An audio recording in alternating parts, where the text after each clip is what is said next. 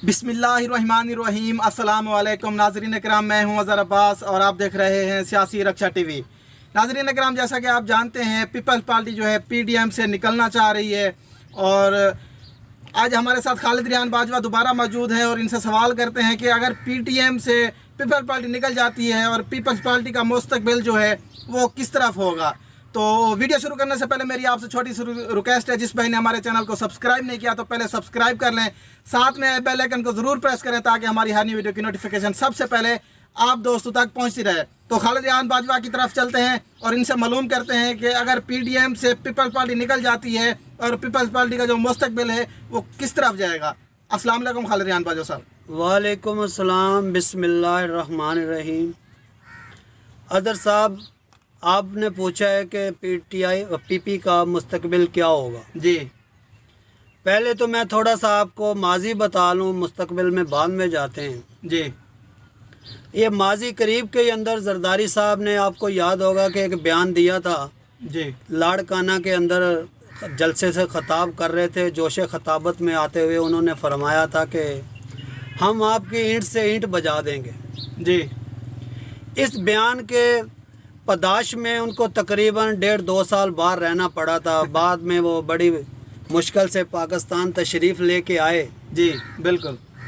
और इस बयान का कफ़ारा अदा करने के लिए उन्होंने बलूचिस्तान की हुकूमत गिराई मिलजुल के। जी, फिर पीटीआई के साथ मिलजुल के 2018 का जो सेनेट इलेक्शन था, जी, उसमें सारी सेटिंग फरमा के तो सादिक संजरानी साहब को चेयरमैन सेनेट बनाया। जी, हालांकि नून लीग ने बोला था कि आप रज़ा रब्बानी को चेयरमैन सेनेट बनाएं, हम आपको सपोर्ट करेंगे।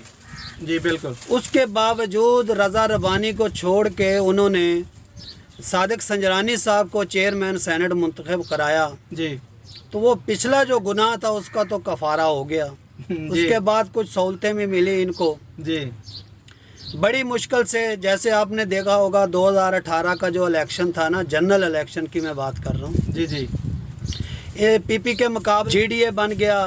जी, पीटीआई ने भी पूरी कोशिश की, सिंध से भी सीटें ली, इधर से कराची से भी इन्होंने सीटें काफ़ी हासिल करी। जी, बिल्कुल।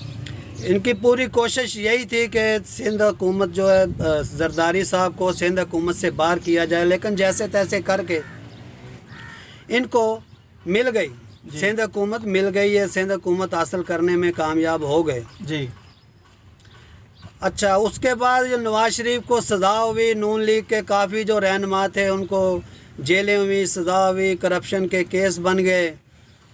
इसको थोड़ा बैलेंस करने के लिए जब बोझ और दबाव डाला गया ना, जरदारी साहब के ऊपर केस खुले, जैसे उनकी हमशीरा है उनके ऊपर केस बन गया, और भी पीपी के कई रहनुमा थे कि उनके ऊपर करप्शन के नैब के केसेस बन गए। फिर जरदारी साहब ने थोड़ा महसूस किया कि मेरे ऊपर फिर दबाव आ गया है, अभी कुछ ना कुछ करना चाहिए। जी, बिल्कुल।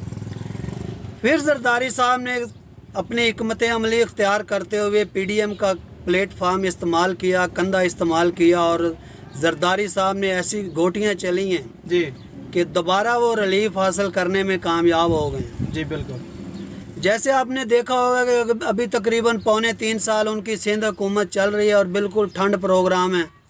जैसे भी कारकर्दगी रहे सिंध में, उनको कोई नहीं पूछने वाला। नैब का भी थोड़ा उनके ऊपर हाथ हल्का है। इस वजह से वो दोबारा वो कोशिश कर रहे हैं कि हम जो रिलीफ है ना, जी, फिर लेने में वो कामयाब हो गए हैं। लेकिन मैं ये समझता हूँ कि ये जो उनका रिलीफ है ना, जी, ये शॉर्ट टर्म रिलीफ होगा, लॉन्ग टर्म रिलीफ नहीं होगा। अच्छा, अभी मैं आता हूँ आपके सवाल के ऊपर कि पीपी का मुस्तकबिल क्या होगा। जी, मेरी नज़र में तो ये है कि अगर ये पीडीएम से पीपी निकलती है जी, तो तकरीबन पहले ही इनका पंजाब से सफाया है, या जैसे उसका केपी से, बलूचिस्तान से काफ़ी हद तक सफाया हो चुका है। जी, बिल्कुल हो चुका है। हाँ, एक इनको गोल्डन चांस मिलने की सूरत में, गोल्डन चांस से मुराद मेरी ये है कि 2023 के बाद जो किंग पार्टी बनेगी, मसलन किंग पार्टी का मतलब ये होता है कि जिसकी आगे हुकूमत बनने वाली होती है। 2023 में जो किंग पार्टी बनेगी, अगर इसने पीपी ने किंग पार्टी बनना हुआ, पहले जिनको इमरान खान लोटे कहते थे, ابھی ان کو الیکٹیبل کہتے ہیں، وہ جو الیکٹیبل حضرات ہیں، لیکن میں ان کو فصلی بٹیرا کہتا ہوں۔